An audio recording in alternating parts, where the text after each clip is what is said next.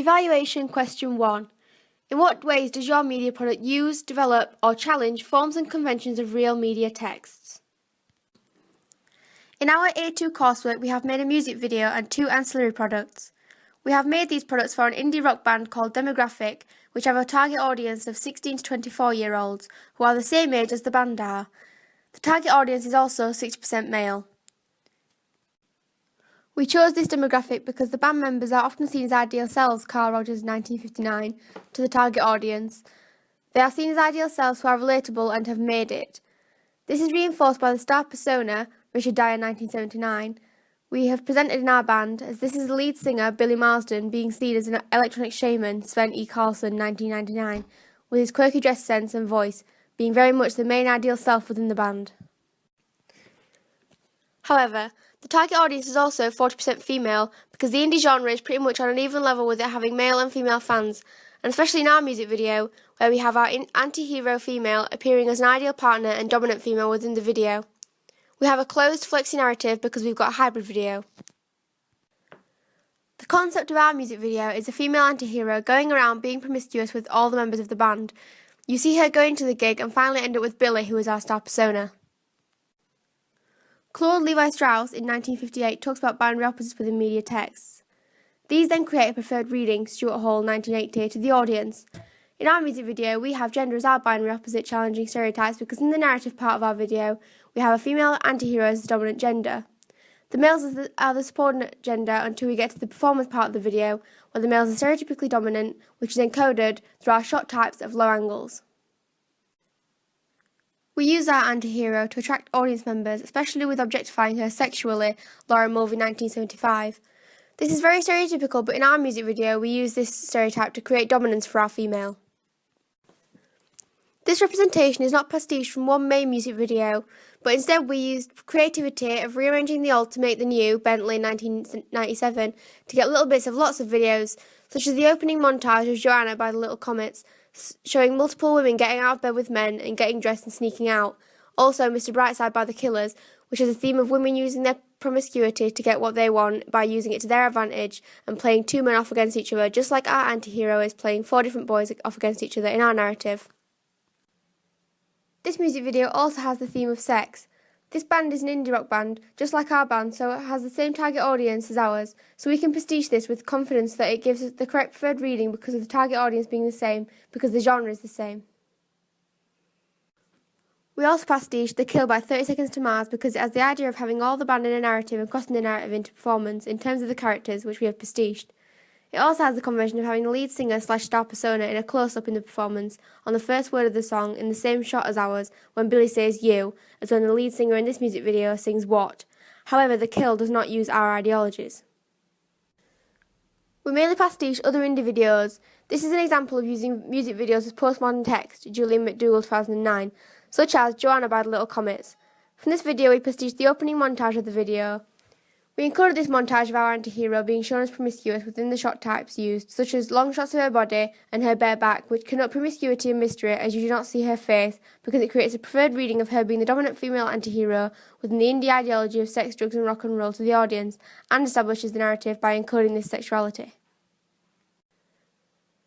This agrees with not only Tim O'Sullivan 1998 arguing media texts always tell us some kind of story, but also with Todorov's 1977 stages of narrative, equilibrium, disequilibrium, action against it, and new equilibrium.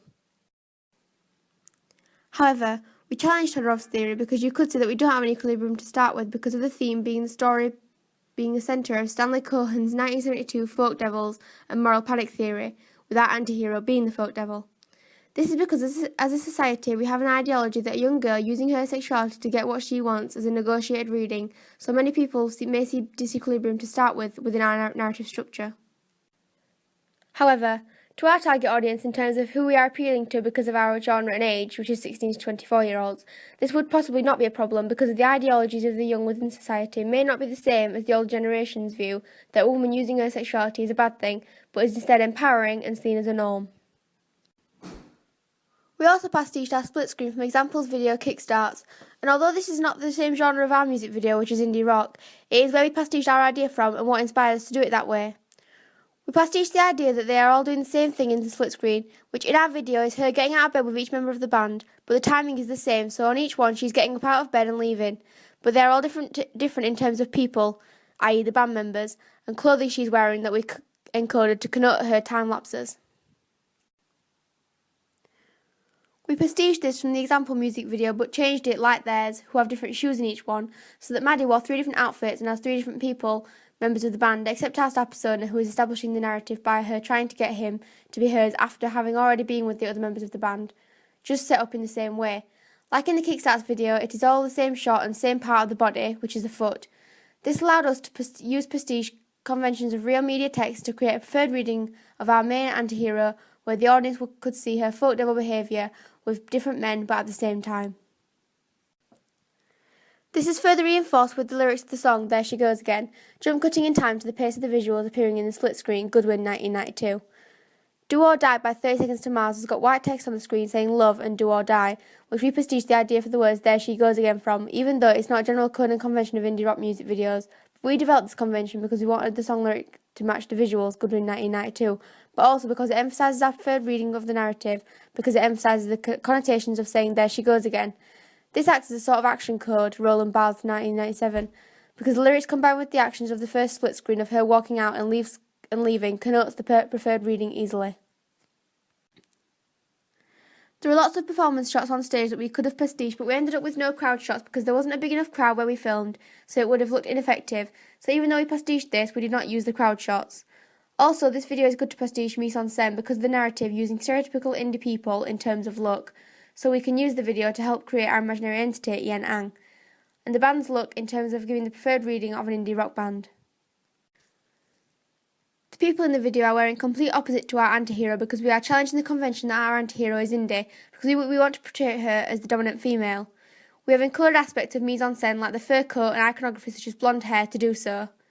However, we challenged our Kickstarter split screen in the black and white split screen because our music video narrative is in colour, but the performance part is in black and white, and because it is a performance part we had to stick to the convention of our own video. We also used black and white to give the ideology of homemade and indie music, because back in the day to use black and white was very cheap for indie music. A main influence of our entire band has been the Arctic Monkeys. This is due to them being in the same genre as our band and from around the same area as our band, which is useful in establishing what record label to use, i.e. Domino Records, and what themes are popular in the mainstream market. We pastiched a lot of our black and white ideas from the Arctic Monkeys. They use black and white and other indie genre conventions that we have developed while editing the footage. The black and white used throughout the video is an indie genre convention because it's cheap. It also has connotations of indie rock being seen as a homemade, which fits in with our band type and appeals to the target audience. This creates verisimilitude within our stock characters, Vladimir Prop 1928. This has been done with mainstream videos such as Ed Sheeran's A-Team, where the video is all in black and white to connote the mood of sadness, but yet is calm at the same time. We also included black and white to connote a change in our anti-hero and in our binary oppositions, Claude Levi Strauss 1977, because we have the female being dominant in colour, but the males being dominant in black and white. This also helps us encode genre because our anti-hero is not a stereotypical indie character, but our band is, and with them being entire black and white, it helps give the preferred reading of the genre. We also use jump cutting and cross-cutting of the characters. For example, at the ending, where the video is cross-cutting from our anti-hero in bed with all of different members of the band to her then kissing our star persona, which is matching the pace, the narrative and the music, Goodwin 1992. It also connotes the fast-paced lifestyle theme that we have encoded into our video by editing these jump cuts and cross-cuts all the way through the video. Indie rock is a subgenre of indie and rock. Barry Keith Grant in 1995 said that all genres have a subgenre. Within our subgenre, we need various codes and conventions in order for our imaginary entity, Yen Ang 1991, to be able to identify them through their recognisable characteristic before we develop our products into a proper brand. This then led us to John Hartley 1987, who says all institutions, which is us, are obliged to talk to an audience, which we have done through creating our imaginary entity and gaining feedback and doing research. We did this through our media presentation of our initial ideas on Prezi.com, where we presented our ideas to our peers in class, gaining feedback on the online web app SurveyMonkey.com. Overall, the feedback we gained was positive and qualitative data feedback. For example, what do you think of our idea for a hybrid video? Please give us constructive feedback in the box below, which led to answers like, good because it shows things from a different perspective, and yes, I think it will suit the song. We then use this feedback to develop our ideas and add to our imaginary entity to speak to our target audience through subcultural capital Sarah Thornton. We had encoded such as mise en scène of costume for the band in the performance scene, which was stereotypically indie, i.e. scruffy jeans and t-shirts. Developing our ideas more as we had already gained feedback from the people who fit into our target audience. Jason Mattel, 2001, says that institutions use subgenres to sell products to audiences. Since our subgenre is indie rock, we have encoded different iconography and elements of subgenre to sell our products, the brand demographic, to our audience. One of these ways is the anti-hero, who is seen as an ideal self, Dyer 1979, which also allows us as producers to mediate her in a way to become a sellable commodity to our audience. With the consumers picking what they want to consume, we use products like cigarettes in our arc shot and the close-up of our star persona lighting an anti-hero cigarette to create some verisimilitude and appeal to our target audience by connoting that they have the same ideologies and norms and values as each other. The idea of the smoke is something that appeals particularly to audiences because of this idea of shared ideology within our target audience. We pastiche this from The Killers' music video for Human, where they use smoke, although not cigarette smoke, transitions during their video, denote different scenes going from performance to narrative. They also use a lot of transparent shots over another shot, which we have pastiched a lot of because it helps us to keep the music video matching the visuals, Goodwin 1992. This is a code and convention of music videos which we must adhere to create an effective video for our target audience. Through aspects of micro-elements such as mise en scène, especially costume, we create a stereotypical indie look, and this will be mediated across to the audience. However, our location in the narrative is a big house with a cream carpet, which is not a very indie location. Even though research and planning did go into locations, for example, the location on the opening montage of Joanna, where we could only make the bedroom look stereotypically indie, whereas the rest of the house is not. This was because we did not have access to what would be classed as stereotypically indie, for example, a student house. Andrew Goodwin's 1992 codes of conventions of music videos have to be used within every music video in order to create verisimilitude. We do this through several ways. We have used these conventions through our split screen, where the recognisable lyrics "There She Goes Again" are displayed in text, so the music matches the visuals on the screen in terms of the lyrics. Our split screen also relates to Roland Barthes' 1977 Enigma codes, setting up problems for the audience because of the iconography within it of her getting up and getting dressed and leaving, such as insert shots of alcohol bottles and ashtrays, which are stereotypes of our genre. We have also used the codes and convention of voyeurism a lot, but I've challenged the screen within a screen because although we do use screen within screen in our video, i.e. a shot of our anti-hero looking in a mirror, in an over-the-shoulder shot, we also sneak up on her going around a door and ending up in the mid-shot of her back as she is undressing in a room. This appeals to our target audience because she is undressing, which makes her appeal as an ideal partner, Carl Rogers 1969, to the audience, creating a preferred reading of her using her sexuality to get what she wants, Stuart Hall 1980. The close-ups in our video is something that we struggled with because we did not plan enough to have close-ups of our lead singer singing, so we did not have a lot of lip-syncing. This is something that we resolved by going on to Adobe Premiere CS 5.5 and going through the footage and razor tooling it into the footage to create more lip-syncing in our video. With the lip-syncing now being to a suitable level as it's a code and convention of music videos, especially within the indie genre where it is stereotypical to have a hybrid video. Our music matches the visuals because we created a lot of jump cuts through the post-production editing stage of producing our product. These jump cuts are especially prominent at the end of the video. These jump cuts are especially important because of the pace of the music and even the narrative and whole ideology, Tim O'Sullivan 1998, of sex, drugs and rock and roll, which connotes a fast-paced lifestyle. Jump cuts are used to help encode the different performance scenes at the beginning and end, using cross-cuts to help establish the narrative of the promiscuous woman being dominant and going around the members of the band by creating the montage in the beginning of the video of her getting out of bed, and then at the end the cross-cuts of her getting in and out of bed with the rest of the band and kissing our star persona, which is Billy. We also pastiche these music matching visuals fast pace from Jay-Z and Alicia Keys' Empire State of Mind, which is also in black and white, even though it isn't part of our main subgenre because it's very popular between 16 to 24-year-olds, which is our demographic. We also pastiched Kaiser Chiefs' music video I Predict a Riot because the music matches the visuals in terms of very fast pace, especially in the beginning, which is the same as ours. It does this by encoding lots of jump cuts and cross cuts into the video, which we have pastiched to create the fast-paced effect, especially toward the end of our video. The jump cutting towards the end of our video is mainly used to remind the audience that she's a promiscuous character, so although we root for her to finally go out with Billy, we also are reminded that she is a promiscuous character and a folk devil. The iconography of our artist is mainly linking to our star persona of Billy Marsden. We have exploited him and the iconography that goes with him to our advantage to bring the band some recognition, using him as anchorage for the brand. For example, his clothes and glasses throughout the video are very indie, because we denote them as being old-fashioned and connote the not many people wearing them, giving them a stereotypical indie, meaning by them being niche, which uses the stereotypes of real media text, and we know through positioning other bands, i.e. Arctic Monkeys, the AM Tour poster is a good example of this, and looking at our subgenre that the audience see, the band is a hegemonic view.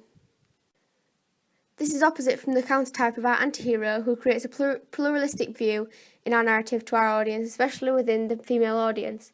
We use iconography of our female across our whole branding, that is the red lipstick. We also use blonde hair as iconography in our video.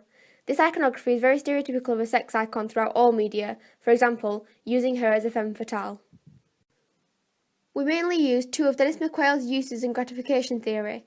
The first is escapism, which we used within both parts of our video. We've used this within our narrative because we have used Adobe Premiere CS 5.5 to create effects like ghosting, which give the audience a sense of being drunk, which is a form of diversion and escapism, which relates to the audience, so creates verisimilitude within the video, as it specifically relates to our imaginary entity and our subgenre. Therefore, is a part of our audience's subcultural capital, Sarah Thornton, 1995. We prestiged this effect from Arctic Monkeys' Why Join the Common When You're High video, where in the beginning, to establish the narrative of being high, they use this effect to connote him being intoxicated when looking in the mirror. We use escapism in our performance because the band on stage, which for many they are living the dream, this is a stereotypical of an indie video, as the producers like to create this audience pleasure. We also developed a personal identity within the brand, as we present themes and ideologies such as sex, drugs and rock and roll. This is relatable within our genre, but also links to escapism, as doing these sorts of actions is a very clear ideology as something you do when you want to escape from the norms. We mainly created this through iconography while filming and camera angles on what can be seen and what can't be seen within our video. For example, the high-angle arc shot of the alcohol and cigarettes, which connote this ideology next to the bed. We developed this in editing by using a fast-motion time-lapse because we wanted it to stick to the fast-paced jump cuts of the video, matching the visuals to the beat of the music, Goodwin 1992. Julian McDougall in 2009 said that it's getting harder and harder to conceive an audience as a stable, identifiable group. We have done this through mise-en-scène of costume, such as our anti-hero not wearing a stereotypical indie costume because she's wearing a fur coat, which is not something you'd associate with the indie genre. However, her red lipstick is very stereotypical of the indie genre. By encoding microelements, it is developing the real media text because although we've challenged conventions in binary oppositions of gender, if we challenge them too far, it could attract indie pop or other subgenre audiences. Overall, we have used research planning and various other methods, including camera work and editing, to make a preferred reading through looking at real media text to give our brand verisimilitude and the ideology of sex, drugs, rock and roll, and a homemade Sheffield band.